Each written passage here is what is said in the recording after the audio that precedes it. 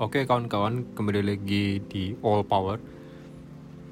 Ini mobil Suzuki Swift tahun 2007 yang sudah menemani saya dari kelas 6 SD pada tahun 2009. Ya memang mobil ini dulunya keluarga beli bekas di tahun 2009 dan umurnya sudah 14 tahun. Tapi rasanya mobil ini masih cakep banget ya, apalagi warna birunya ini.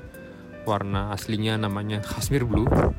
Dia cukup cantik dan cukup manis ketika dilihat. Oh ya, di video ini juga akan memberikan impresi pengalaman 12 tahun, padahal mobilnya sudah 14 tahun ini. Pengalaman memakai mobil ini, suka dan gak sukanya memakai mobil ini apa saja. Mari simak videonya sampai habis, oke?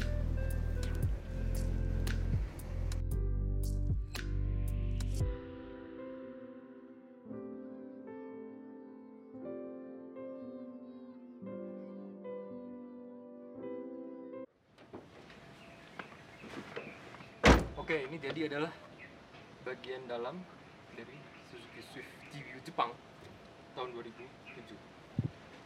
Ini yang keren sekali ya, ini model head unit ini dia modelnya terintegrasi, jadi dia modelnya sangat bagus dan sangat cantik dilihat.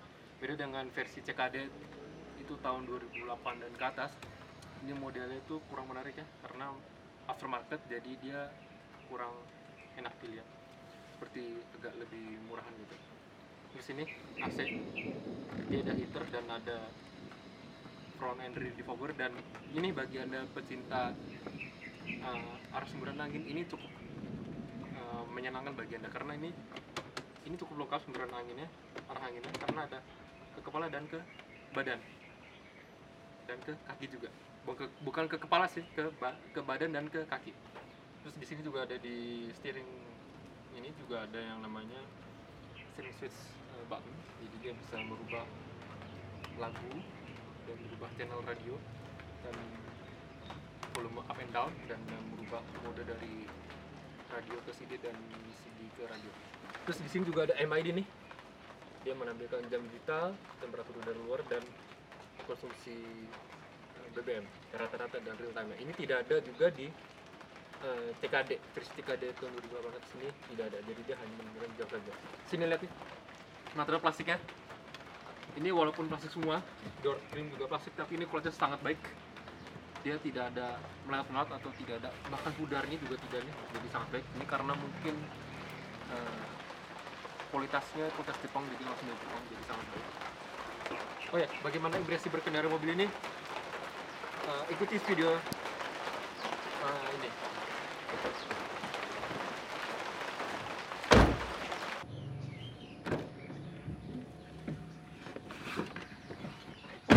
Oke, ini sekarang saya sudah berada di baris kedua dari Suzuki Swift JDM Jepang tahun 2007. Dan ini adalah posisi mengemudi saya tinggi 180 cm. Dan ini bisa dilihat nih, ruang kaki hampir tidak ada sama sekali, dan ini cukup sempit. Ruang kepala terasa masih ada 5 jari, cuman 5 jarinya tuh ditekuk. Dan ini headrestnya cukup keras, jadi susah, tapi ruang kepala masih oke. Dan di sini ada hand grip 2 kanan kiri, ya, cukup baik. Dan oh ya, ini di bangku tengah dia seat beltnya hanya 2 titik seperti ini, jadi dia tidak ada penintang, tidak ada, jadi cukup berbahaya jika terjadi pengereman mendadak. Dan ini di bangku tengah ini dia juga tidak ada headrest, jadi headrest hanya ada di kiri kanan. Sebenarnya kalau misalkan orang yang dengan tingginya di bawah 170 cm ini masih pas duduk di sini, dia tidak merasa sempit. Tapi kalau udah di atas 170 cm ini terasa kurang nyaman. Ya memang overall duduk di belakang kurang nyaman. sebaiknya Anda kalau misalkan jiwa mengemudinya kuat, Anda sebaiknya duduk di depan, karena ini tempat terbaik adalah duduk di depan, karena dia memang rasanya fun to drive. Oh ya, ini ada ini, tetap ada senderan tangan walaupun kecil setengah aja, dan bisa bersendar tangannya. Okay. Dan ini masih ada channeling nih, tidak tinggi teman, masih ada walaupun ini mobil berat depan. Tidak ada yang aneh-aneh kecuali di sini ini ada hook 3 kilo, cuman ini udah rusak karena pemakaian yang salah, jadi seperti ini tidak bisa ditutup. Tidak ada hal signifikan sih, tidak ada hal yang menarik lagi di baris kedua ini. Dia juga tidak ada armrest di bagian tengah, dan tidak ada tempat untuk botol minum. Ya overall memang bangku baris kedua ini tidak nyaman.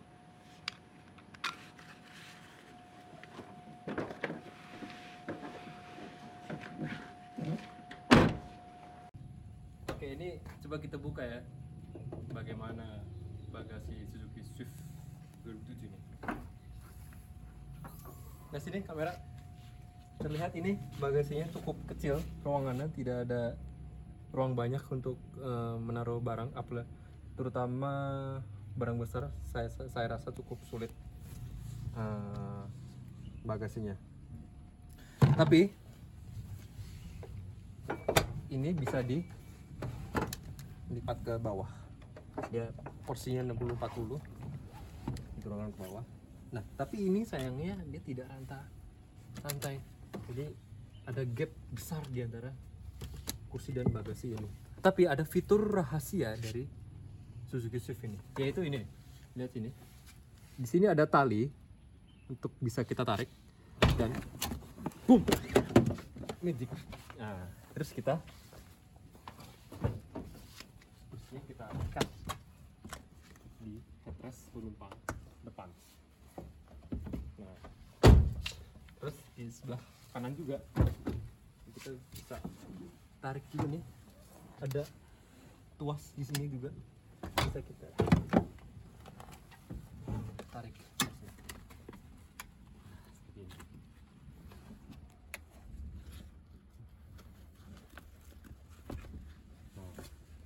Ini bagasinya cukup luas ya, dan saya pengen menunjukkan bagasi ini bisa mengangkut barang apa. Pertama kita lepas dulu, taruh bawah aja ya, taruh bawah, dan saya akan mendemonstrasikan saya bawa sepeda Suzuki Swift ini.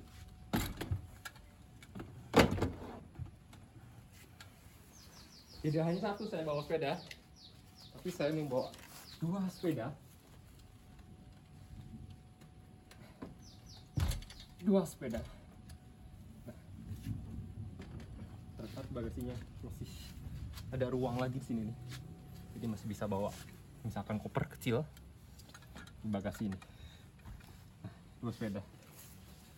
Oh ya, ini 2 sepeda ini dahon Speed P8 dan dahon Curve 3 ini masing-masing ada di ada videonya masing-masing, jadi jangan lupa untuk menonton untuk review 2 sepeda ini. Dan ini bisa ditutup dengan mudah. Jadi memang ini bagasinya bisa ajaib untuk seukuran hatchback ini. Ini seperti mungkin Honda ya, seperti Ultraseeknya Honda. Jadi dia bisa rata lantai, bisa bawa barang tinggi juga. Sini bawa pot bunga yang tinggi, jadi dia memang cukup besar kalau misalkan 2 kursi itu dilipat seperti itu. Jadi 2 sepeda ini cukup menarik. Oke lah, jadi gitu aja bagaimana bagasi Suzuki Swift ini terlihat, dan ada fitur tersembunyi dari Suzuki Swift ini. Terima kasih. Oke, ini jadi kita sudah di dalam Suzuki Swift untuk merasakan impresi berkendaranya dari mobil ini. Ini Yang pertama terasa adalah posisi mengemudinya ini. Dia posisi mengemudinya sangat enak. Dia bisa diatur tinggi rendah kursinya, sangat mudah mengaturnya. Dan ya memang posisi duduk ini sangat sporty dan sangat nyaman ya. Walaupun ini setirnya dia tidak bisa maju mundur atau teleskopik, dia hanya bisa tilt ke atas bawah saja. Dan bagaimana dari performa mesin mobil Suzuki Swift ini? Performanya enak. Ini kode mesinnya memakai M15A dan itu masih dipakai di SS4 S-Cross yang sekarang ini buatan India. Jadi gini, karakter mesinnya itu kalau di RPM bawah, di putaran bawah itu dia tergolong santai, dia tergolong tenang. Jadi dia tidak cepat, memang putaran bawahnya tidak terlalu kencang, tapi itu justru enak sih menurut saya sih. Jadi lebih santai, lebih terkontrol mobilnya dan lebih nyaman. Dan kalau di putaran atasnya, mobil ini cenderung kencang. Jadi memang mobil ini didesain untuk top speed dibandingkan akselerasi di dalam kota. Jadi kalau di tol dia mudah sekali untuk mencapai 100, 120, 140, 160, 180 itu dia cukup mudah diraih di mobil ini. Dan yang lebih menariknya lagi, mobil ini ketika speednya itu 100 km/jam, mobil ini putaran mesinnya dia cukup rendah, di bawah 3000. Itu sekitar 2500 sekian. Tapi walaupun dia santai di putaran bawahnya dan jarang sekali menyentuh RPM 3000, jarang sekali itu RPM 3000 kalau lagi santai. Jadi dia perpindahan giginya itu antara 1000 dan 2000. Tapi mobil ini walaupun seperti itu, dia konsumsi bahan bakarnya dia cukup boros. Kalau di dalam kota dia itu sekitar 1:8, artinya 8 km 8 km per liter. Tapi berbanding terbalik ketika sedang di rute tol atau rute luar kota, itu dia bisa mencapai 1:14 atau bahkan 1:17. Karena memang itu ketika mobil ini 100 km per jam, mobil ini hanya membutuhkan putaran mesin di 2500, dan itu cukup kecil untuk seukuran hatchback 1500 ini. Padahal ini Matic biasa 4 speed, bukan CVT juga, dan tidak ada mode Eco dan mode Sport juga tidak ada di mobil ini. Jadi memang hanya untuk yaudah dari P ke D langsung dikendarai, tidak ada mode apa-apa dalam Matic ini. Tapi saya suka sekali dengan karakter Matic ini, transmisinya dia halus, perpindahan giginya juga cukup cepat, dia cukup sigap walaupun dia memang halus, tapi dia sigap. Dan juga karakter dari mesin M15A ini dia halus, dia memang suaranya itu cukup minimal, apalagi kalau di RPM 4000 atau bahkan 5000 itu memang ada suaranya, cuma suaranya masih halus, masih lembut, tidak kasar. Terus ini peredam suara luar ya standar lah ya, tapi ya cukup baik lah. Karet-karetnya masih cukup berfungsi dengan baik, tidak ada masalah. Walaupun ini mobil sudah berumur, sudah 2007, artinya sudah 13 tahunan mobil ini.